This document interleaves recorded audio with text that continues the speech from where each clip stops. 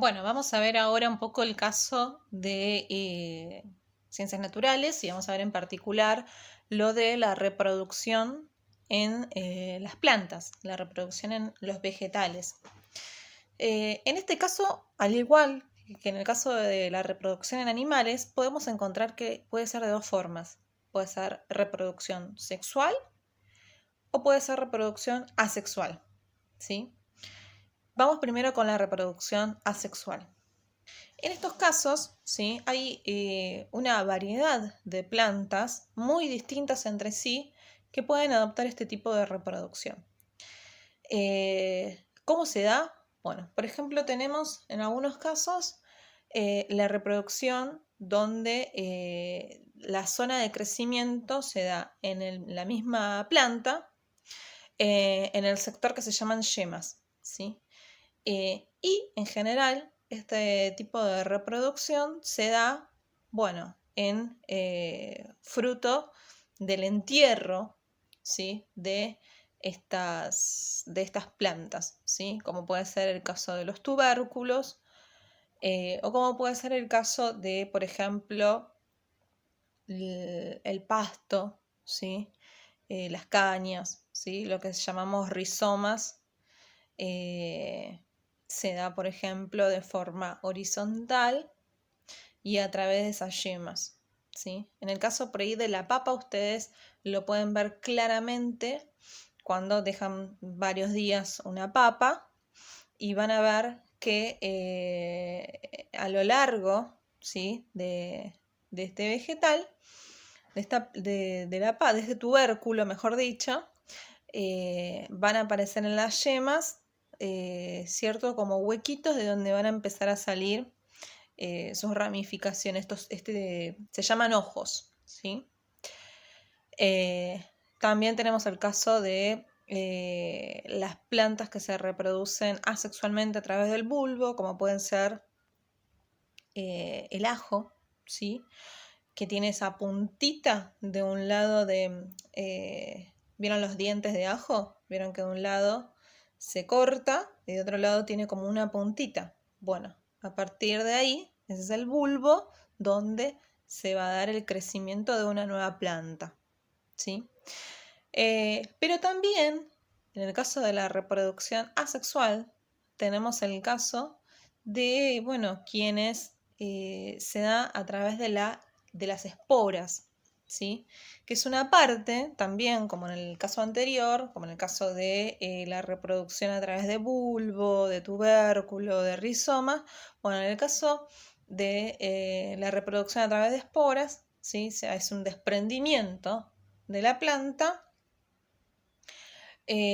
pero la diferencia sustancial es que esas esporas viajan, ¿sí? ¿Cómo se trasladan?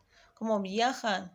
Bueno, puede ser con la ayuda del viento, quiero decir, puede ser por condiciones naturales, ¿sí? No hace falta que alguien las mueva, sino que con condiciones naturales pueden crecer. Es el caso de los helechos, ¿sí? Del musgo también. En estos casos se da la reproducción a través de las esporas, a través del traslado o del viaje de esas esporas, que son células casi imperceptibles, que se forman en cualquier parte de la planta, es indistinto, y se dispersan. Esa dispersión es el viaje que tienen y que puede hacer que si yo tenía un helecho en una parte, me pueda crecer otro helecho en la otra punta, ¿sí? Por ese mismo traslado, ¿sí? Bien. Bueno, visto la reproducción de forma sexual en algunos tipos de plantas, nos queda ver la forma de reproducción sexual. Y la forma de reproducción sexual en las plantas seguramente les recordará mucho a la reproducción sexual en los animales. Porque ¿cuál es la principal característica en común que tienen? Y bueno, que en un caso y en otro la reproducción se da a través de distintas gametas. ¿Recuerdan?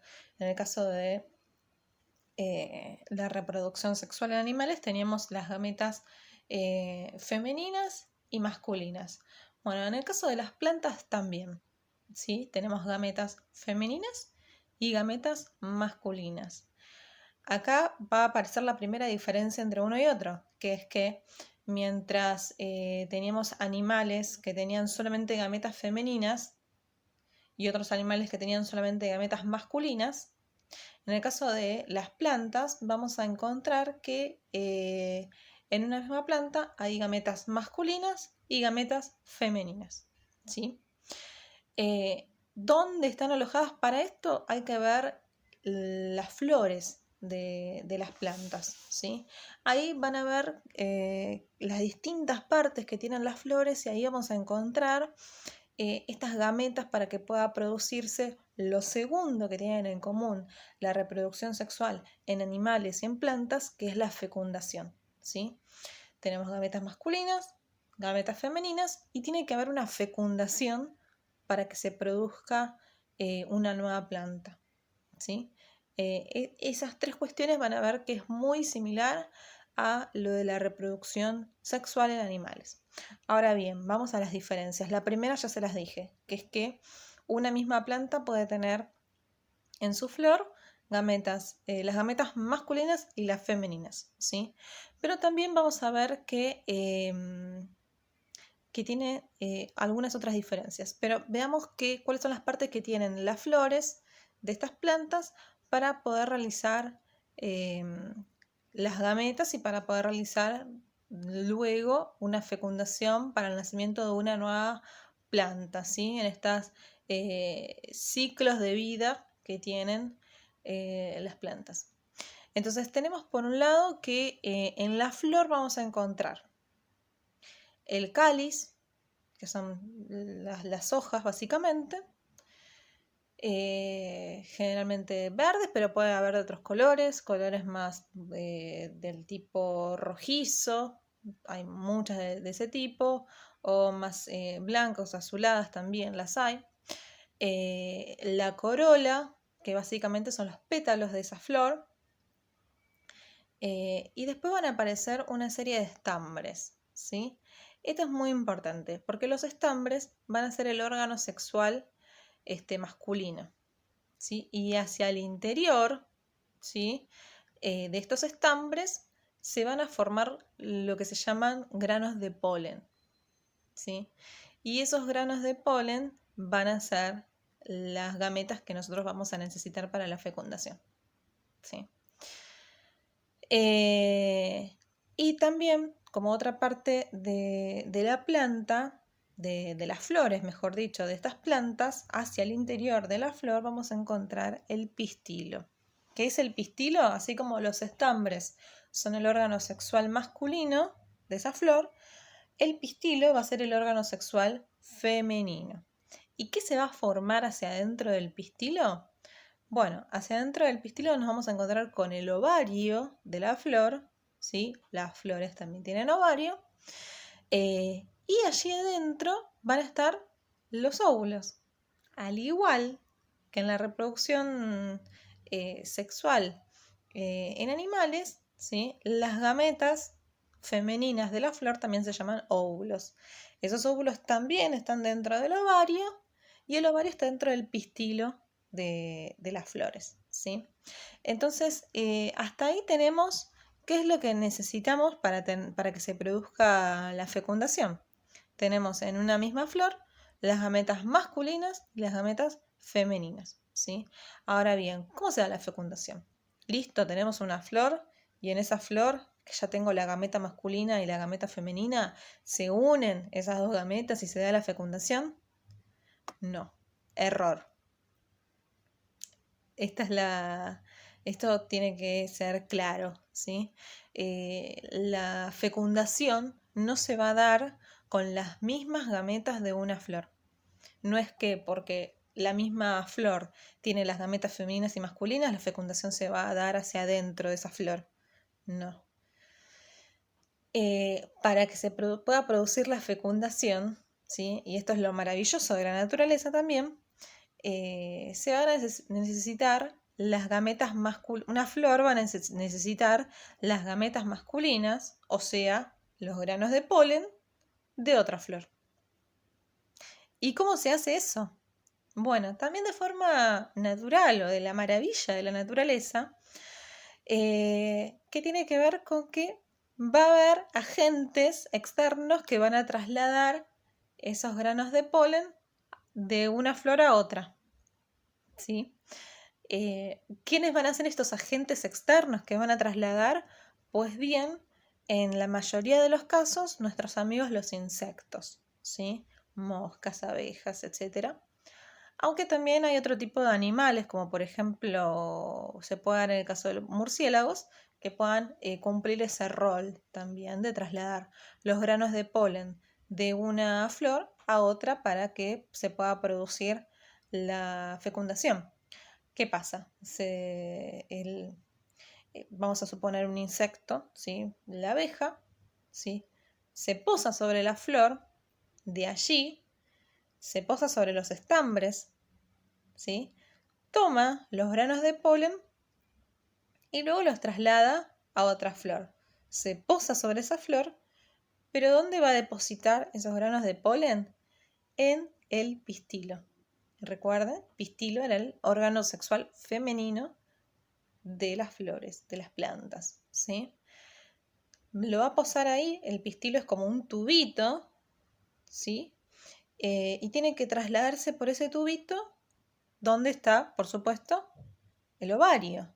Y adentro del ovario, los óvulos, ¿sí? Y de la unión de ese grano de polen, ese proceso donde se traslada los granos de polen de una flor a otra, se llama polinización, ¿sí? La polinización de una flor es eso. Una vez que se traslada esos granos de polen por el pistilo y llega hasta el ovario donde están los óvulos, allí se va a producir la fecundación, que es la unión de estas dos gametas, ¿sí? La gameta femenina y la masculina. Se produce la fecundación que va a dar nacimiento a una nueva célula que se va a llamar cigota, ¿sí? Igual que en la reproducción de los animales. Bien, cuando se produce la fecundación y tenemos esta cigota, en el caso de la reproducción sexual en plantas, esta cigota va a recibir el nombre de semilla, ¿sí? Y ahí ustedes dicen, de ahí vienen las semillas, efectivamente. Pero ¿qué pasa con la planta cuando aparecen estas semillas? En general van cumpliendo su ciclo, ¿sí? Y una vez que logra la reproducción, la planta en general muere y lo que queda simplemente es esta semilla y este ovario, el ovario de la planta, ¿sí? Que el ovario va a tomar nombre de fruto, ¿sí? Efectivamente un fruto es un ovario y dentro de ese fruto encontramos las semillas. Y dentro de esas semillas, ¿qué tenemos? El embrión, ¿sí? El embrión se va a desarrollar dentro de la semilla. Pues bien, ¿qué es lo que pasa ahora con estas semillas? Bueno, una vez que tenemos las semillas, se va a empezar a dar el desarrollo del embrión. Esto puede ser rápidamente o puede tardar más tiempo. ¿Por qué? Porque la semilla va a esperar que estén las condiciones naturales favorables para que se pueda dar ese desarrollo, ¿sí? Que tenga la suficiente cantidad de agua, ¿sí? Humedad, sol y demás condiciones que necesite para ese desarrollo, ¿sí? Mientras tanto, la semilla en sí misma tiene cierto contenido alimenticio que va a propiciar el desarrollo del embrión hasta que empiece a crecer y empiece a esta etapa que se denomina germinación, ¿sí? Que es cuando efectivamente se empieza a tener raíces, ¿sí? Vamos a decir, se rompe o se abre esta semilla y empieza a desarrollarse efectivamente el embrión que estaba conteniendo y empiezan a salir las raíces y empieza el nacimiento de esta nueva planta que va a ser o en el mismo lugar donde estaba la anterior planta o bien en otro lugar. ¿Por qué? ¿Cómo puede ser que la planta muera, quede el embrión, quede el ovario, quede la semilla, pero crezca en otro lado? ¿No debería ser donde cae ese ovario, esa semilla? Pues bien, puede ser ahí o puede ser en otro lugar porque se da lo mismo que en el caso de la reproducción asexual con esporas, que es la dispersión de las semillas, ¿sí? La dispersión, que es ni más ni menos que el viaje, el traslado de las semillas de un lugar a otro. Y esto puede ser también, efectivamente, como en el caso de las esporas, por condiciones naturales, por ejemplo, el viento, que hace que una semilla que había caído en un lugar se traslade a otro, o bien puede ser por la aparición nuevamente de agentes externos. Me refiero a animales o insectos que puedan trasladar las semillas de un lugar a otro, ¿sí? Y eso puede ser un lugar lejano incluso, ¿sí?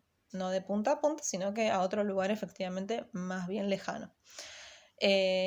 Y luego pase este momento en la etapa del ciclo de vida de una planta que tiene que ver con la germinación y efectivamente la aparición de la raíz, el tallo y todo lo demás que da vida a una nueva planta, ¿sí?